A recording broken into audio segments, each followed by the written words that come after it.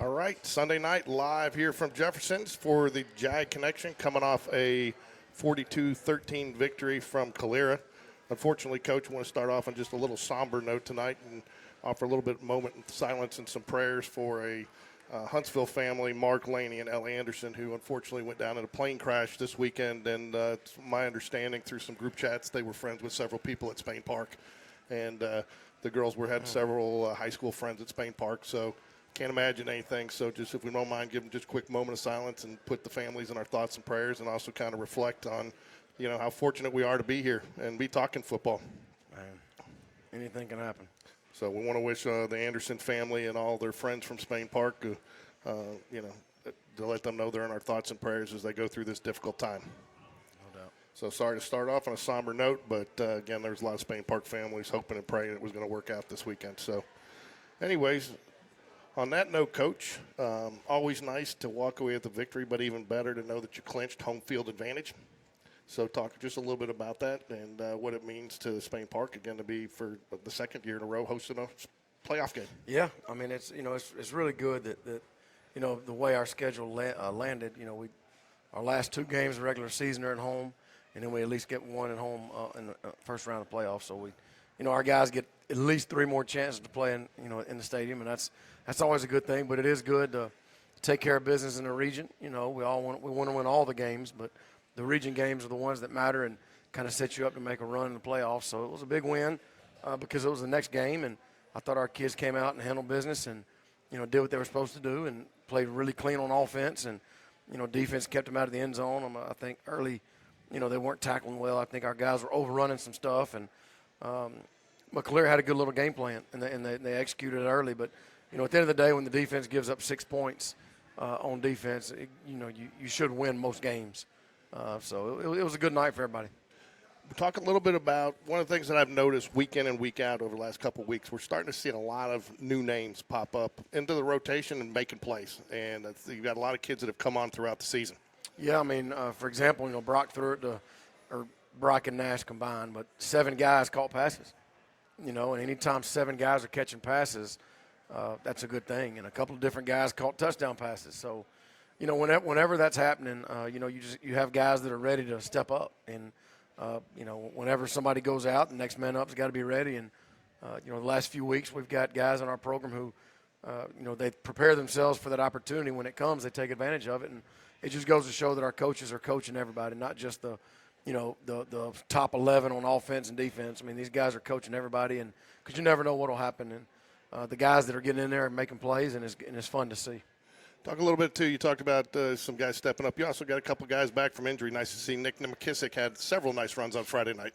Yeah, so this was Nick's second game back. Last week he went for over 100-something yards on his first game back, and, he's got that, the foot. So we're trying to just kind of pace him, but getting J.D. Thompson back, trying to pace him as well. So we kind of split the load between them two and Hudson Hibbard.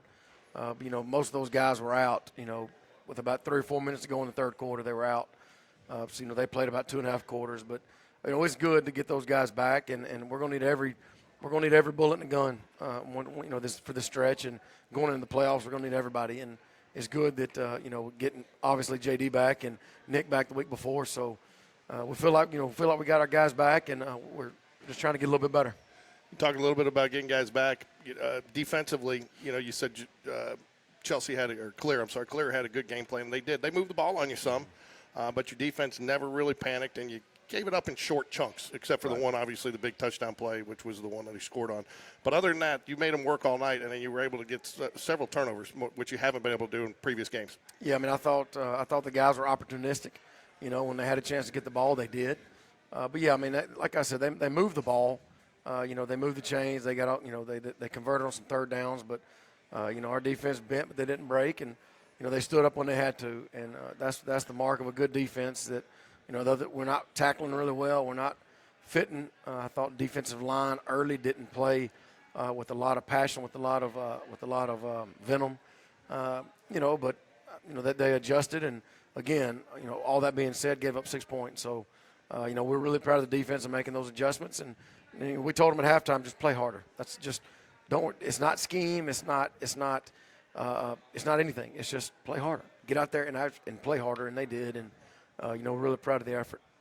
Talk about not only offense and defense. Special teams came up big, though. At least it went down on huddle. I couldn't totally tell if it was blocked, but it looked like you got a hand on it. But it did. Either way, the defensive line got through and affected that kick to where he ended up. So missed kick, but defensive or special teams really stepped up big this game too. Yep, we were 6 for 6 for extra points. Snapper Lutenbacher and the holders Asher McBride and the kickers Reese Jones. They were 6 for 6, and we only had 2 punts. But one of the punts, Zach Van Pelt, he punted it really high. And anybody who's been back there returning punts knows that the higher that ball goes, the more wobble your knees get. And the kid fumbled it and we recovered it. So it was some good things on special teams. They missed a kick, 6 for 6 extra points, and we got a fumble on a punt. So, whenever that side of the ball is doing stuff like that, you got a chance. Talked a little bit about defensive line, maybe starting off a little slow. I thought the opposite was the true case for the offensive line. They really seem to be getting deeper in those trenches and really seem to be pushing other guys around.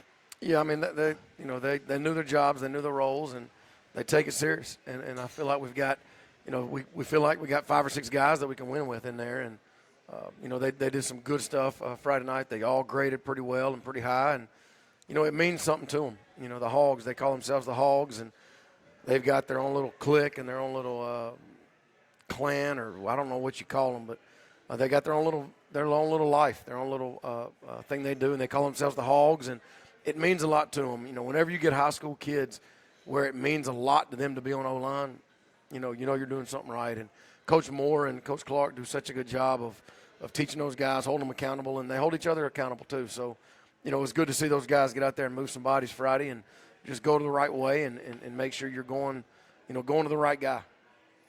Talk about a little bit about now you come off, a couple of tough wins, and then you come up against some teams that don't necessarily have an impressive record, right? Is it harder to get some of the kids up for those games and get them to start fast? I mean, I don't know if it's harder.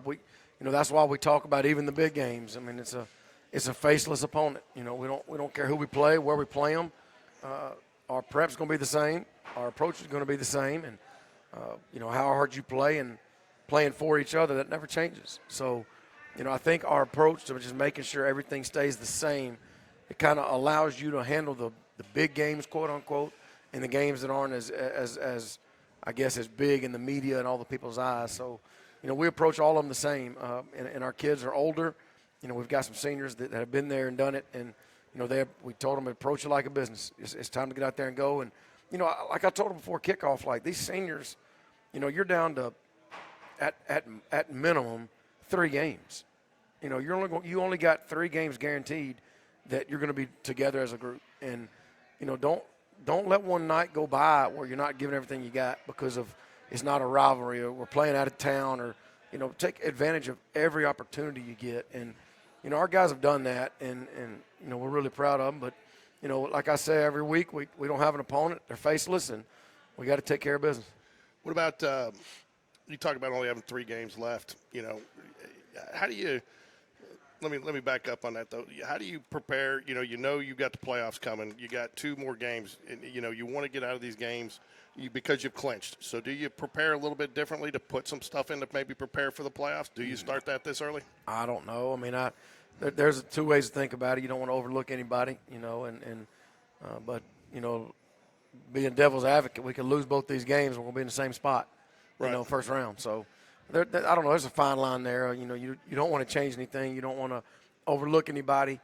So we're going to keep doing what we do, and our kids responding. And if it ain't broke, don't fix it. We are going to try to tweak some things and try to get our kids prepared. But we got a ball game to win. We got practice to start tomorrow, and we got to keep getting better. I think Memphis proved, or UAB proved this weekend that you never overlook anybody, right? You cannot overlook anybody. Well, and you do want to walk. You do, that's like you say, it's a fine line because maybe you do want to maybe get some other guys some reps and stuff and give them an opportunity to get some experience. But at the same rate, you want to roll into the playoffs with some momentum and feeling good about yourself and playing at your best. Yeah, you want to keep getting better. You never want to send the vibe to the kids that we're just going to kind of coast these last 2 like that. That's never okay. We'll never do that. And the kids know that. Like we're going to be foot on the gas from here on out. Like we're not slowing down, and we're going to put our best foot forward every Friday night. And these kids work too hard not to do that. They owe it to themselves, and we owe it to them to to go out there and try to do the best job we can coaching this week, ready for Friday, and do it again the following Friday, and do it again for the first round. So, our approach is the same, and our guys have responded really well. I want to give a shout-out to the 8th grade Barry Jaguars. We talked to their coach last week, won their Metro game this week, and ended up finishing top third, right? Third in the Metro for their age for the 8th grade bracket. What did 7th grade do? 7th grade won too, and so they ended up finishing 4th. And that was, again, they started off with a little bit of a rough season and a couple of losses, a couple of injuries that they had to work back from. And they've got to feel good and feel the momentum going and building for those guys next season because they finished on a high note. There's no doubt, and I think, the 8th grade had, like you said, had some injuries early that kind of hurt them. But Coach Bowden and Coach White, that staff, they do a really good job of getting the kids to play hard and play with each other and for each other. And it's a good group coming. I think that's the biggest thing about our area in Barry and Spain Park. If we just keep our own, if we just keep our kids here, we got a chance to compete at the highest level. So it's good for those guys to go out on a win. So just got the update from the cheerleading competition that the Spain Park Jaguars finished second in game day and qualified for nationals. Unfortunately, they did not qualify this week for traditional, but they have 2 or 3 more competitions to qualify for traditional, which is not uncommon. But they did very well, finished second in their game day routine at the big cheerleading tournament down at the Crossplex. So congratulations to the Spain Park Jaguar cheerleaders, who I know are a big part of what you guys do on Friday nights. We love them. I tell you, before the game, one of the cheerleaders, we're kind of getting there and getting everything set up. And one of them started screaming, I don't know what just happened. So, I'm thinking like, a guy in a scream mask is coming with a daggone machete. Like, what just happened? And I look over there, and she's jumping up and down. Everybody's hugging her. She just got accepted. I guess she got the acceptance letter into Auburn in email. I don't know.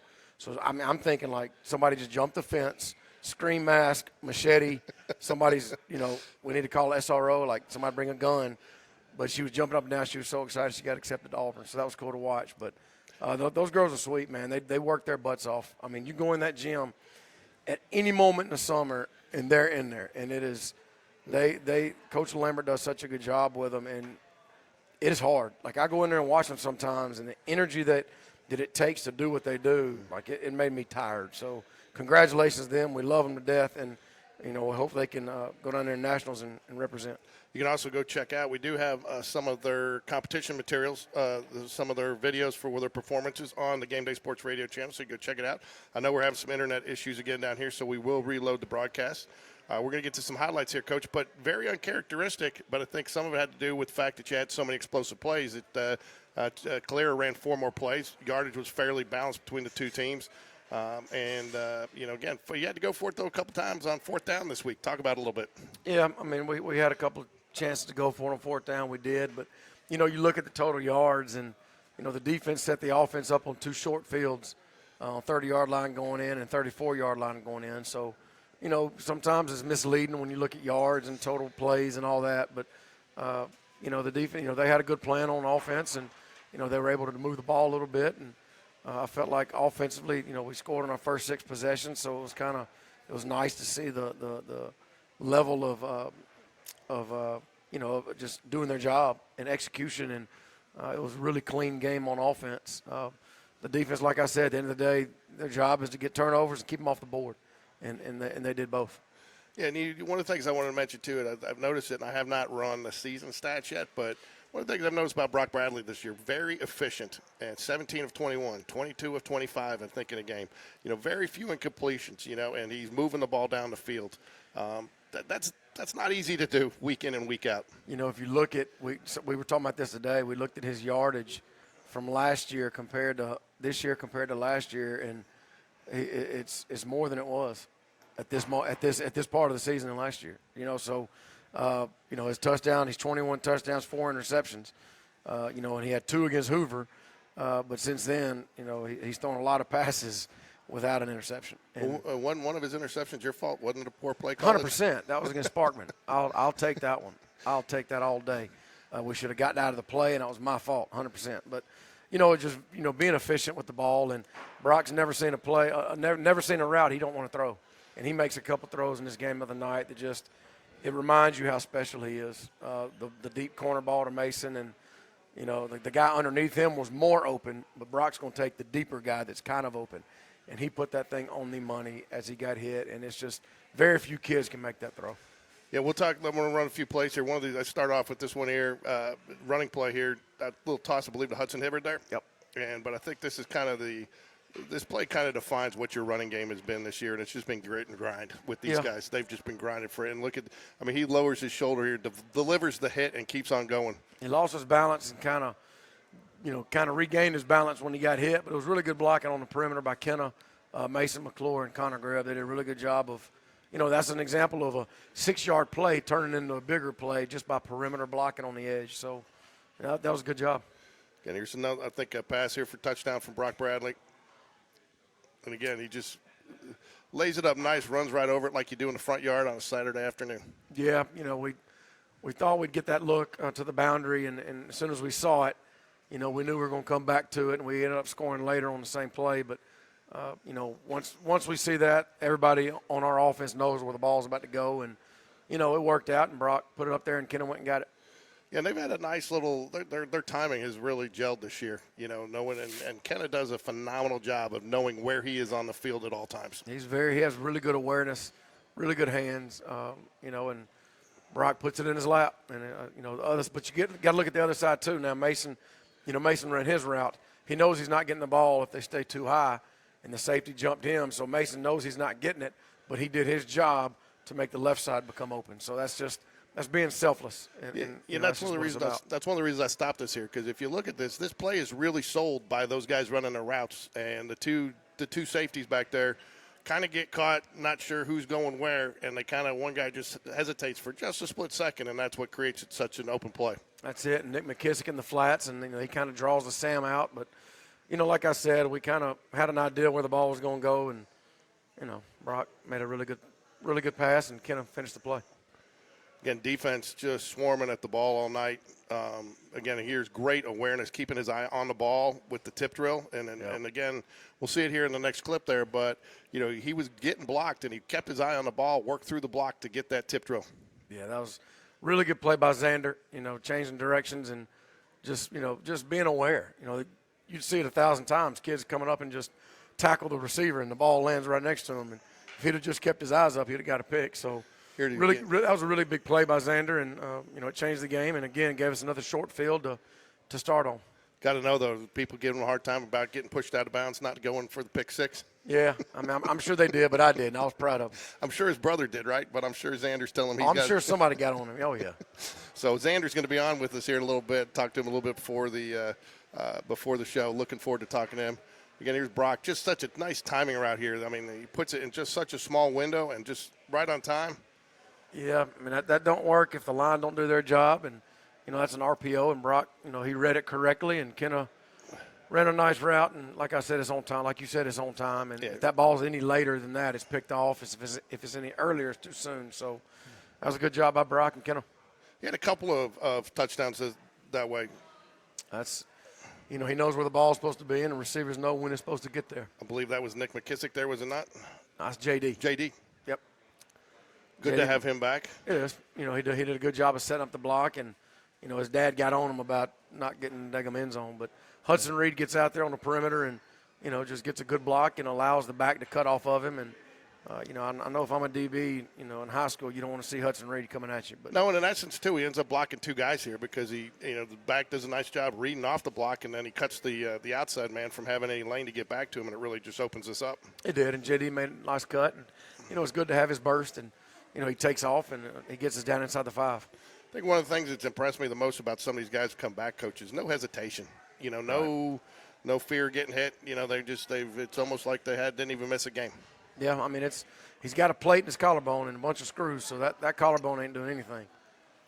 I tell you, this is nice, too, just to have this as a weapon for you. I believe this Hudson Hibbard back there, and, again, just to have that power back. And again, I'll show you, when you get this push that your line you're going to see here, when you get this push and you get a momentum, a little head of steam going, you're going to at least get a couple of yards. Well, we tell Hudson, I mean, when we're down there, he's got to get behind his pads and get in the end zone. I don't care what happens, put your head down and get in the end zone. And the guys up front did a good job. John Maloof did a good job of kicking out the end. And, just get your butt in the end zone. I don't care what it looks like. Their defense just getting upfield, nowhere to go. 3 guys in on the tackle for the loss. Yeah, really good job by TK Slaughter setting the edge. playing through the block, and him and Joe Cross. That's a pretty good job of playing that right there. Here's a field goal block, but you can see here where they get in and he gets through the line there, and at least, I think if he didn't tip it, he had definitely impacted it. Yeah, if it was a straight kick, it might have hit him in the face mask. Now and then again, you get the ball back here, and I know you've something I think you guys have really enjoyed this year watching is, and I know you got this one back with about 4 minutes and went down, but you've really enjoyed your 2-minute offense and enjoyed some success with your 2-minute offense this year. Well, we practice it a lot. We do it every Thursday, and our kids, they're used to going fast. But here's a chance to get Nash Davis in and get him a rep of a real drive, and we're going to try to sprinkle him in, when we can to get him a drive. And I think he was 7 for 8 on this one drive and led us to a touchdown. So it was good to see him get in there and do and run the offense. The other thing too, I kind of putting this in there. I know sometimes as a coach you want to see guys just go out of bounds and live for the next play, but you guys don't do that. But you guys always want to fight for that extra yard. Well, they do. They just need to know if it's 2-minute drill, get your butt out of bounds. But good job by Kenna and Nash of knowing when the ball is supposed to be out, and once you get them the ball, it's their job to make a play. And Kenna does a little dancing and extends the play. I kind of highlighted this too. I guess Brock. You can see Brock looking over. That's his read. You get the linebacker that picks up the back coming out of the field, so you're going to have somebody because you overloaded over there at that point. So he should be wide open, right? Well, that's what you hope, but that's Nash in there. Oh, Nash. I'm sorry. Drive, yeah. Sorry, my bad. But Nash. no, he does a good job. They take the back, so his next read is Kenna, and he's open. And like I said, get him the ball and let them go be an athlete.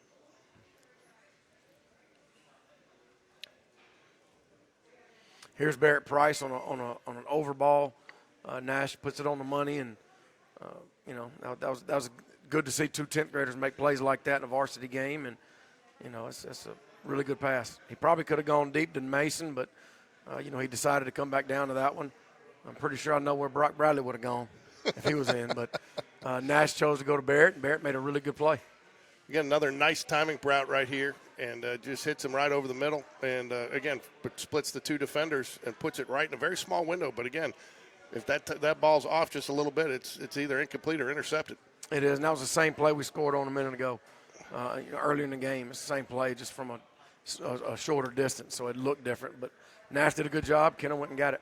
We jump ahead to another touchdown here, and I think this one Brock is back in for it. Yes, this is Brock. This is Landrick.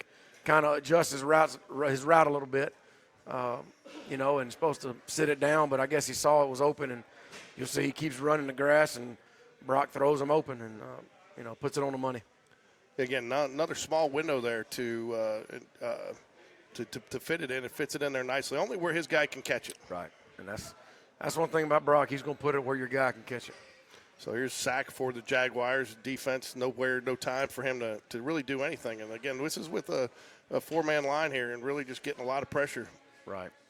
That was a good job of D-line. I mean, they didn't play with a lot of energy early, but they really stepped it up second half.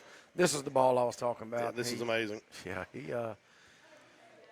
that's not, that's just a big that's a big time throw. But like I said, the underneath guy is probably the smarter play, but Brock's going to go for the big one, and that's why we love him. But that's not an easy throw. No, and to keep your foot in bounds. Look, right there we got it stopped. You can tell he's caught it. He's dragging that foot, and doing a nice job. Mason makes a great catch, but Brock, as soon as he throws it, he gets hit. But he throws it to a spot, and Mason goes and gets it and stays in bounds. So really good play by both of them. Again, defense just living in the backfield for the most of the second half, it felt like there. And, again, you got a couple of guys that does a nice job. Just nose guard there does a nice job getting off. And who is that? Is that Taco? Looks like Taco. I believe it is. So another kid that's really – and, again, here you got the 4th down play. And I thought this is what we talk about, just having pride. This is 4th down. The game's out of reach. But Dwight Beckford coming from the left, it meant enough for him. It meant enough to him to put his body on the line to knock the guy out of bounds so he doesn't score. Like I said, the game's out of hand. This touchdown wouldn't have mattered if they got it, if they didn't, but it meant so much to Dwight on the far left when the kid reverses field. Dwight meets him at the goal line and pushes him out, and he didn't want him to score. And that's a lot of pride. That's not going to show up in the papers. You're not going to talk about it. You're not going to be interviewed about it. But little things like that just shows where our program is and where that defense is. They don't want to give up another point. Yeah, and I thought the defensive ends did a nice job here, not losing contain, forcing the quarterback to go back up the middle towards their defensive help, where they could have a chance to get something. I mean, you look and see he cuts him off. The other defensive end hasn't taken a poor angle, and he's got to come back up the middle. Now he's got some guys to help him. Oh yeah, there's no doubt. There's a bunch of white jerseys chasing the ball. So, by the way, I was out. I got back late Friday night and went out to dinner and ended up talking to some other Spain Park families. And one of the girls there, I can't remember her name, said Coach Bush is her favorite teacher. That's awesome. I asked her her favorite teacher was at Spain Park, and she said Coach Bush. I know he's a favorite. He's a favorite in the hallway. Kids love him, but he does a good job in his classes. He has academic success, and he really helps those kids that need a little help. And I mean, he really puts them on a track and tries to get them tutoring, and he helps them. So that doesn't surprise me. Jags win 42-13. Talk just real quick before we bring up some players, a little bit about let's talk about the little players like Xander McClure and Connor Grebb. We had to use Connor Grebb's baseball photo. He missed football pictures. So, but we got a photo of them up there. Talk a little bit about their performance Friday night and some of the things we might hear from them. Yeah, so Xander's a senior DB, and he's been with us 4 years, and he's just a pleasure to coach. Really good person. He busts his butt. He does everything he's asked of him, and he got an opportunity to play the other night, and he made the best of it. He made some plays, and he got beat on some. He made some plays because anybody who plays DB, I played corner. Anybody who plays DB, you're going to get beat. I don't care who you are. You're going to get beat. They're going to catch passes on you. You're going to miss a tackle. It's going to happen. But the way you respond is going to be, that's going to determine your success. And, he made a really good play the other night, and he made a couple of tackles that were really good tackles. So, we're proud of Xander. He's a big part of what we do. And he's a culture guy. He's a good teammate, and that matters. Connor Grebb is a junior. He's committed to play baseball at Auburn. The thing about Connor Grebb is, he doesn't really have to play football. He doesn't have to play. He don't have to do that, but he loves it, and we love him out here. And when I first met him, I said, I know your future is in baseball. You are a college baseball player. I get it. I said, but don't miss memories. Don't miss memories with your buddies that you'll never be able to go back and get. And he's caught a bunch of passes. Now that I say that, let me check it. Where is he? He has 4 touchdowns on the year, caught 17 balls. So he's a big part of what we do. He kind of directs traffic out there. When somebody's messed up or whatever, he'll fix it. And in practice, sometimes when I get the script wrong and whatever, I put him in the wrong spot or tag the wrong motion, he'll stop. Hold on, coach. All right, Grab, you're right. My bad, man. You fixed it. My bad. So he corrects me a lot of times. So he's good to have him around, and he's a really good kid, good player. So, these two guys are really good representatives of our football program. Well, we're going to bring them up, talk to them, and we'll bring them back up, talk about Chilton County next week.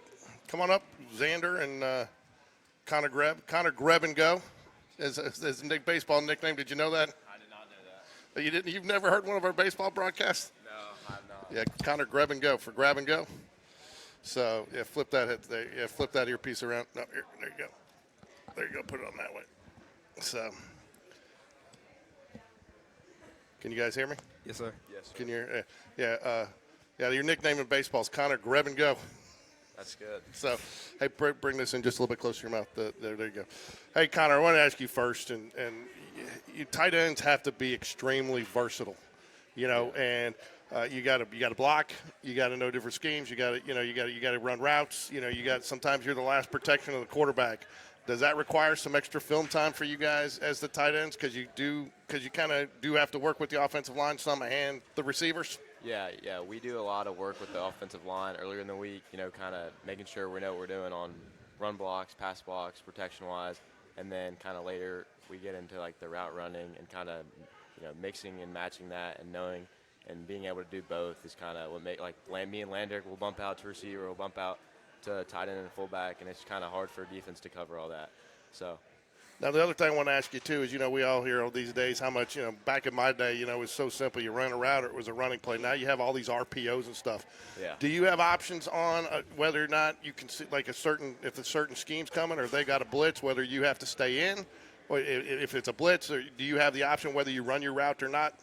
There's a couple plays where I gotta make sure that I'm knowing if a Sam comes down and blitzes, there's no guy to block him. So sometimes I'll have a slip route, but if he comes, then I gotta stay in and block him. And then a couple times, like, I kind of communicate with the offensive line beforehand, hey, I'm gone. You got to pick this guy up off the edge, and I'm running a route to make sure we're all on the same page. So it's Xander, right? Yes, sir. Because on Pure Game they got you listed as Zandin. So, No, it's Xander. so I want to make sure I had it right. But first off, I got to ask you. I personally think you win the hair contest at home. Do you and your brother compete about that? Who has the better hair? Not necessarily. Everybody know in my household that I have the best hair. You do have the best hair, so Yes, I talked to you. So I wanted to ask you. You're the older brother. You play sir. on the defensive side of the ball. Yes, sir. Your brother plays on the offensive side of the ball. Do you guys go up against each other? I mean, has that helped you develop into a defensive back? Yes, sir. Like always, as a kid, we've always just competed with one another, regardless if it was outside drills or it was us just at practice, just going at it one-on-one. Even during spring and during summer, we was always just competing, just trying to compete, making one another better. I know your family is very supportive of Spain Park, and I've talked to your brother. I know you guys are. Do you guys, I mean, I get the feeling you guys are almost pulling for each other more than you pull for yourself. Is that the case? Yeah. Sometimes when we're done with film, I'm the first one up when I hear my brother's name called. Every time you hear Mason McClure for a first down or for a touchdown, or every time the ball's in the air and they say, go get it, Mason. Or I hear my dad in the stand say, go get it, Mason. First one up, out the tent, running, just screaming, just ready to celebrate with him. Connor, I don't know. So you're committed to Auburn to play baseball. I know Coach V said that. Are you thinking possibly about trying to play both sports at Auburn or strictly baseball? No, I don't think I'm that good of a football player to play at Auburn. But, yeah, I'm just going to play baseball and at Auburn. I'm not going to play football. So, most tight ends, you're the guys that are short, cross the middle, a little bit bigger. You've got kind of some sneaky speed that do you find sometimes that when you run a route, the guy's like, the defensive back's like, oh, I got the tight end, but then he realizes, man, I got to cover this guy? Yeah, I'm kind of in the middle. I'm not super big. I'm not super fast. I'm kind of right in the middle, and kind of that'll surprise somebody when I'm running a route. They probably think I'm a little bit slow and maybe run by. Like in the Chelsea game, kind of just ran right by him. I don't know what he was doing, but just ran right by the safety and probably didn't think I was that fast. There was rumor that you were more nervous about getting caught from behind and not making that touchdown than you were about catching that pass. Is that true? Yeah, I didn't want to get hawked down. Getting hawked down is the worst. Yeah, I hear the team can be pretty brutal on that. Yeah. Talk a little bit about your journey, Xander, because you have, and Coach V talked about you worked your way into the start Friday night. What have you done to kind of do that, and what did it mean to you get that start Friday night? It meant a lot to me just to see my hard work pay off, and I just know that everybody on the team works hard, regardless of if they don't play, if they're backup, if they're not starting. Even when I'm not in, I'm still congratulating the teammates, still trying my hardest to put in work. So it really meant a lot to me. Really meant a lot just to be able to play Friday night. I was going to ask you, too, we talked a little bit, we saw your play. I mean, that's not an easy interception to make. You had a guy blocking you. You had your eyes upfield. What did you see as that play's developing? First, Coach usually tells us to set the edge, so I started setting the edge, and then all I see is the receiver tip the ball, and the receiver blocking me already had one arm, so I was just trying to do anything possible just to catch that ball. And then you run that field, and I gave you a hard time about getting caught from behind, but he had a nice angle on you. I don't think Yes, I don't know if I consider that one getting caught from behind. That's me. I should have scored. Everybody tells me I should have scored. Mason came up to me on the sidelines. He's like, "That's your dream. You kept telling me about it. You got to score." I was like, "You're right. That's me." Something tells me you might have another chance. I'm gonna get another chance. Next time they give me a chance and I catch the ball, I'm gonna score. So I always ask some of these guys this, the receivers, and I'll ask you too, Connor. What do you take more pride in, scoring that touchdown or knocking that guy on his butt when you're blocking him? I mean, I think scoring the touchdown. Everybody wants to score touchdowns, but you gotta be able to block. You gotta be able to do both and be versatile. Scoring the touchdown is probably more fun, but I mean, if you can't block, you can't win football games. So I think blocking is probably a little bit more important for me as a tight end. So I've had the pleasure covering you in baseball last season, playing third base, and you worked hard to develop there. What are some things from football that you think have helped you develop as a baseball player? Definitely the weight room. I think getting stronger, getting faster, being able to, translate that onto the baseball field, I think has been able to help me a lot. And then just, playing as a team, like, obviously I'm playing for the guys. Baseball's kind of more of an individual, a little bit like it's kind of in between on the team or individual sport. And then playing football is kind of, made me realize, like, I'm playing for my guy. I got to play for my team. I got to do the job for my team so we can win games. And that's kind of translated from football to baseball. Xander, what's something that you've learned from football or Coach V that you think is going to help, that you're going to take with you after you graduate this year? It's going to help make you successful in whatever your next step is. Whatever my next step is just always to compete. Always take things on the chin and just walk up with your head high, even if you make mistakes. always to compete, always to do right, and just to stay focused on what you need to stay focused on. So what is it? Do you know what's up for you next year? What your plans are? I want to continue to play football. I genuinely want to continue to play football. But if that's not in the cards and whatever God got for me, I'm going to do it with my head held high and my head to the sky, just thanking Lord for everything. So, Connor, what does Spain Park need to do offensively? What are some steps that you guys think you need to take in the next couple of weeks to be playing your best football when you hit the playoffs? Just keep executing. I think there's a couple little things that that we gotta execute better on. We kind of go into the week with some plays like we gotta hit these plays if we want to win the game, and just executing that every time and making the plays when we gotta make plays. And I think we'll be in a good spot. Same question for you, Xander, defensively. What are some things that you guys got to tighten up defensively over the next couple of games to really be playing some of your best football heading into the playoffs? I think we just start a little faster, getting the little things down. Like we played phenomenally for these past few games. Right now we just need to work on the little things like tackling. Now, do you do any special teams? Yes, sir. I'm on kickoff. Kickoff, and where are you on kickoffs? 10, safety. I got to make sure they don't score. Okay, so you're safety on kickoff. Yeah, okay. So what about you? You on kickoff? You're on returns, aren't you? I'm on kickoff return, yeah. Are you hands man up front? Yes, I'm on the hands team too. Yeah. So we haven't had to do it yet, but we'll see. We'll see what comes down the road. Hopefully we won't have to, but we'll see.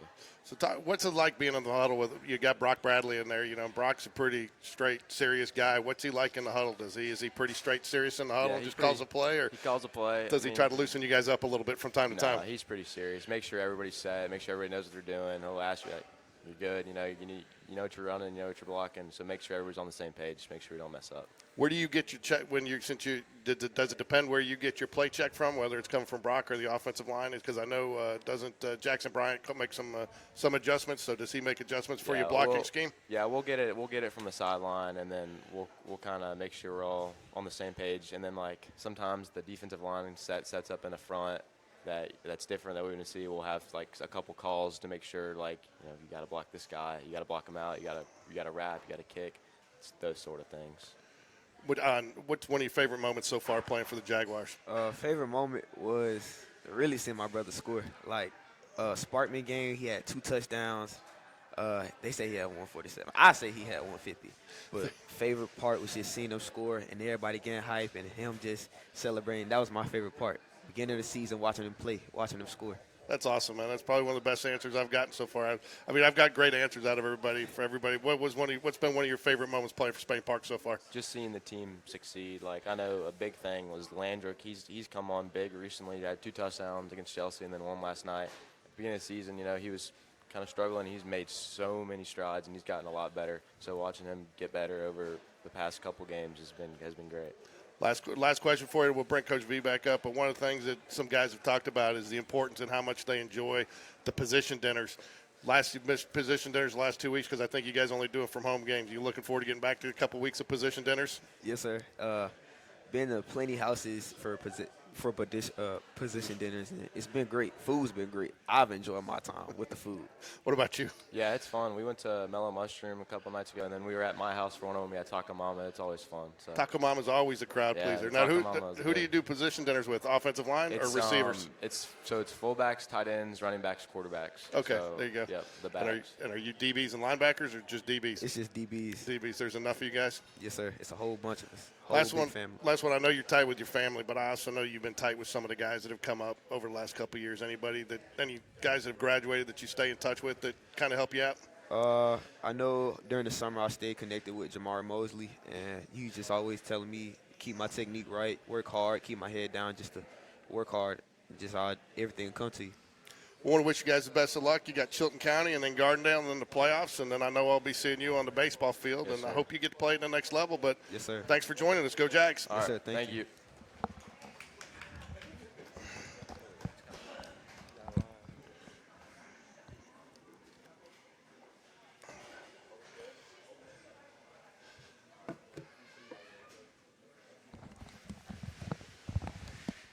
I don't know if you could find 2 better guys to represent Jaguar football right there, Coach. I told you, man. That's who they are. Great people. I mean, each week you keep impressing me more and more you haven't brought, not that I would expect you to, but just there's a lot of I mean, you got to love going to work every day, not only to do what you do, but to do it with the kids and the guys you do it with, because I don't think you can ask for a better group of families or players. And I know you have some challenges from time to time, but and that's a testament to not only you guys, but to our entire organization at Spain Park. Well, I mean, I say it all the time. I mean, we have good kids because they come from good families. It's not because we get to coach them, that's for sure. So I know you had a little issue this week. You want to give a public service announcement for social media posts? What'd I do? No, not you. Somebody told me you guys had some social media issue this week. Was it I get bad information? No, our kids. Okay, so Barstool, all these different. Yeah. Our kids put out some stupid tweet, and I made them take it down. They're kids. No, but you need to talk. I mean, I didn't know if you want to take the opportunity. I don't think some kids realize today what you put out there lasts forever and can come back to haunt you and can be misinterpreted. Yeah, one of the kids made like a little graphic about, about the game Friday night, and they posted it on Wednesday, and a couple of them reshared it. And, I just, when you're good, you don't have to say anything. And the old saying is when you lose, you say nothing. When you win, you say less, and that's kind of who we are. So anytime our kids do something, I tell them they represent all of us. If I go out there tonight and do something, I represent them. So we represent each other, and at all times you have to be careful and mindful of that. But I also told them, there wasn't cell phones when I was 16. Thank God, because I don't know where I'd be if my 16-year-old self had a cell phone at hand that you have make one post to the world instantly. I didn't make good decisions either, but we hold them accountable, and when we see it, we correct them and we move on. No, I just think it's important to touch on from time to time. I still have to touch on it with my kids. I remember a couple of years ago we were playing somebody. I was trying to hype up the boys and did something to their room just to hype them up, and I sent you the picture, and you're like, "Please tell me you didn't put that out on social media." Yes, I remember that. You don't want to create bulletin board material for somebody else. You never want to do that.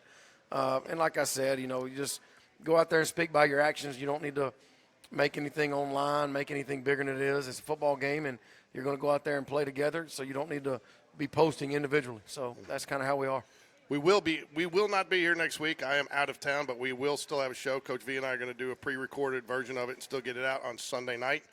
We talked about that, so anybody that's here, don't come into Jeffersons next week. We will be back, though, after the Gardendale game and after, hopefully, multiple playoff games. Coach, you got to prepare for a Chilton County team that's dangerous. They haven't had a lot of success, but you can't overlook them. No, I mean, Merritt Bowden is a good friend of mine. We've known him a long time. This is his first year there, and he hadn't been there long. And, he's putting their kids in position to compete. And, I went to watch them when they played Helena early in the year, and their opening drive was an 18-play, 10-minute drive. So they're perfectly fine with 3rd and 2 and 4th and 1s. They're perfectly fine with it. And they do a version of the single wing, kind of Notre Dame box. You'll see, a couple of guys back in the backfield with their hands out, so you don't know who they're snapping it to, and there's a lot of misdirection. So he's giving them a chance, and they're gonna hold the ball. So one thing we can't do, we can't get antsy. If they have a drive, the defense has to get off the field because like I said, if they're 4th and 1s to them, they don't care where they are, they'll go for it. And they've had some really long, time-consuming drives, and they do that, and our offense doesn't click early. You might be looking up mid-second quarter, and it's a 0-0 ball game. So they do a good job, and their kids are going to come over and play hard, and we just got to keep executing. You did accomplish one goal this week, and that was to at least, you wanted to win the region. Obviously, that didn't happen this year. Second, still nothing to shy away at, and you get that home field advantage, so you accomplish that goal. How do you keep motivated? Because the next goal really doesn't come for 3 weeks.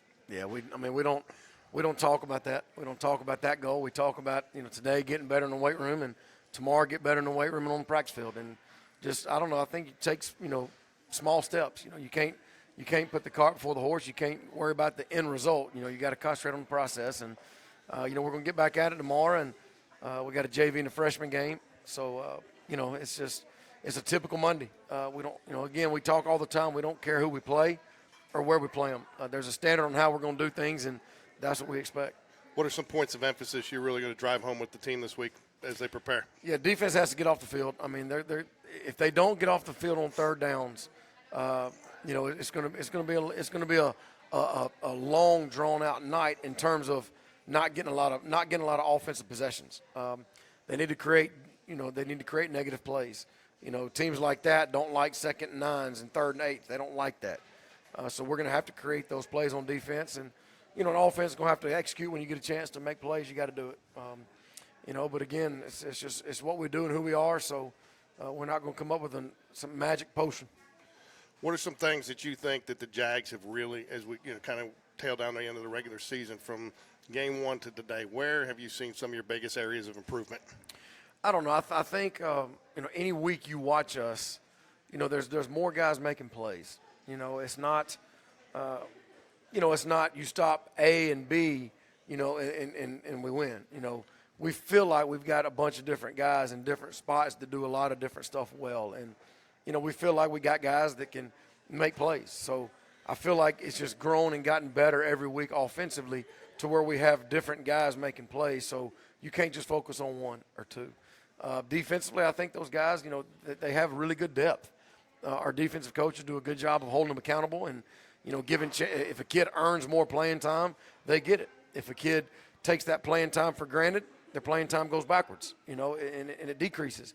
And that's just holding each other accountable. And I think that competition on defense has allowed those guys to really develop. And Coach Bush does such a good job of getting everybody on the same page and being honest. And sometimes kids don't like hearing things honestly. And that's one thing we try to do is we try to always be honest with them. And so I think the defensive guys have done a really good job of building depth. And offensively, I think our kids are, there's different kids every week that make plays.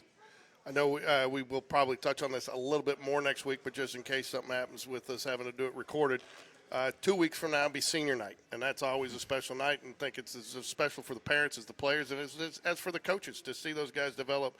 How many seniors you got this year? Just touch a little bit on senior night, what it means to the program. We got 28 seniors, and let me make sure that's right. Like these seniors we've talked about, how these seniors are they were the first group. We got 31 seniors. They were the first group that came in with us 4 years ago, and they didn't have to come. And when they came out of Berry Middle School, that they had other options, or they could have done something else, but they decided to come to Spain Park and play football, and they have changed this program, along with the kids in front of them. But they're leaving behind a program in much better shape than what they walked into, and we'll always be in debt to those guys. And we're going to love them and we're going to miss them. But their story isn't over yet. Their chapter's not done yet. Their book's not closed. So we got some work to do, but we got a few more trips around the sun with those guys. One of the things we talk about every week, and it's probably, if you don't want to answer this one, I totally understand, but one of the things you talk about, and I think it's kind of been one of the defining words of this team this year, is pride. You see a lot of pride, just like a guy laying out his body just to keep a nothing touchdown from happening. Just part of because he's playing it like it's the first play of the game. Mm-hmm. Have you had teams like exude this much pride in the past? Because to me, this seems like it's rare. Well, it's growing. I mean, it's growing. Whenever kids have that much pride in something, that means it means a lot to them. And these kids have. I mean, if you sat down and put all the hours these seniors have put together over the last 4 years towards this football program, I mean, I can't imagine how many it is, And so you put a lot into something, and it's a whole lot harder to get to give it up, And it means a lot. It means a lot to these kids that they've won 17 games in a row. It means a lot that they've got the program to where it is compared to where it was. And Brock said today that it gives him a sense of pride of seeing Nash go out there and have a drive and do well. And even Brock's talking about the future with Nash and the talent around Nash coming up. And so when you get older guys looking backwards and looking down at the other grades and looking forward to their success while they're still here, that just tells you what kind of culture it is. And it means a lot to them. And so it's a really good group of seniors, man. It's a good group of families that we're losing, that are graduating. I say losing, it's the wrong word. Graduating, because hopefully we'll never lose them. But just graduating and going to the next chapter of life. It's a lot of good people. Yeah, it was one of the things I thought that really took away tonight from tonight's program was Xander comment about how excited he was and to work, and even 3 games left potentially in his senior season to get his first start really.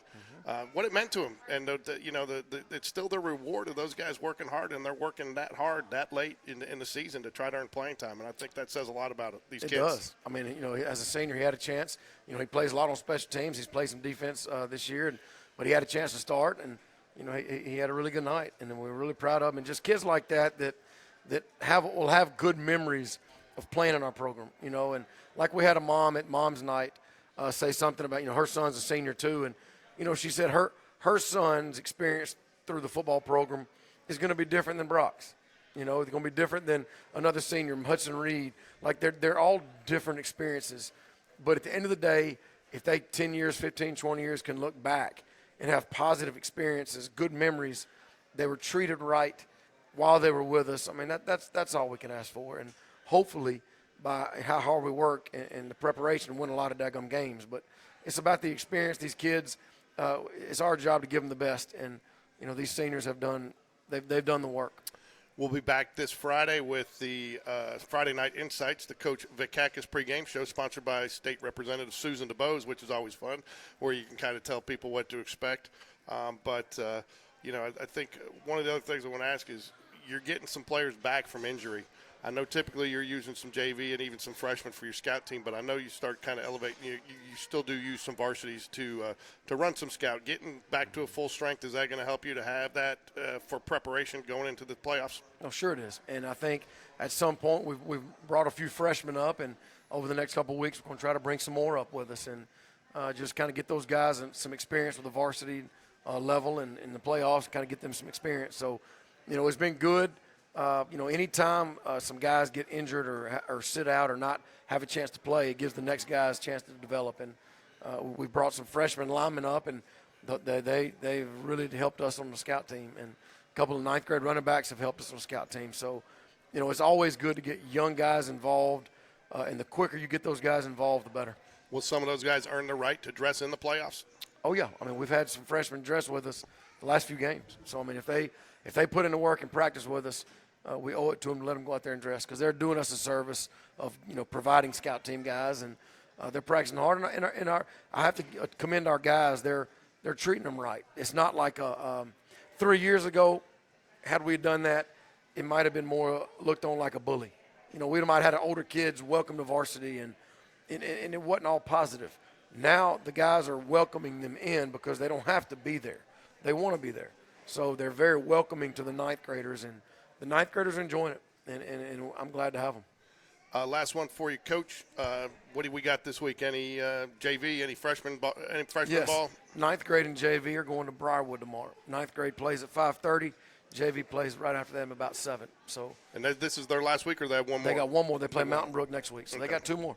So the ninth grade team has 2 more, and JV has 2 more. And then, of course, that's the you get an opportunity. We had an opportunity to cover a couple of those games a couple of weeks ago, and gives some of the varsity guys an opportunity to get some JV reps or some JV kids to chance to prove themselves and maybe elevate themselves to varsity, right? Absolutely, and it's kind of like a baseball farm system. You need a pitcher to go get 2 innings. You put them down there, let them get 2 innings. Same concept, and our guys take it serious, and our coaches take it serious. So it's not just a waste of time by any means. For those of you, I know there's been some buffering issues, got a few texts, but we will reload the show tonight, so you can go back and rewatch it. Great interviews tonight with Connor Greb and Go and Xander McClure. Coach, want to thank you for joining us. Want to wish you the best Friday night against Chilton County. Games at 7 o'clock at home. You lifting this week? We lifted today, and we got 3 more. There you go. So regular 4 days a week. That never changes. Nothing changes, huh? And position dinners on Thursday nights and kind of get back to the normal home game routine. Absolutely. And I got to say, we're changing our Thursday schedule. Our football, we're having football walk through our Thursday practice in the morning at 7 because our volleyball team is qualified for the playoffs. So we're going in the morning, so our guys, we're trying to get them to go watch the girls. That's awesome. So we flipped our schedule, so we're practicing in the morning, so our guys and many of them can go cheer on those girls' volleyball team as possible. Do you know where that game is? So I think in Montgomery. In Montgomery? Okay. I think so. I think it's a Crampton Bowl, Crampton Athletic something, down by the Crampton Bowl. So I don't know what it is, but I think it's at 1 o'clock on Thursday, but we're going to try to get as many of our boys that can go as possible. Again,